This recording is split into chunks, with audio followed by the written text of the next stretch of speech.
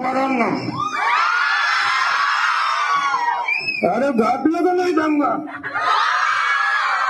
गणपती आले बिन गेले बिन, पण आता अभ्यासाचं काय? आजपासून सगळ्यांनी ठरवायचं त्या मायला काय जरी झालं पाहिजे तरी आपण वर्गात पहिलाच झाला पाहिजे. यासाठी जीव तोडून मेहनत करायची. आई बाप शेतामध्ये राबतात ते तुमच्यासाठी राबतात काय, आमच्यासाठी राबतात काय? गणपती बाप्पाचा जाताना आशीर्वाद घेऊन जायचं, म्हणायचं देवा मला पाव, म्हणजे देव पण तुम्हाला पावच देतोय.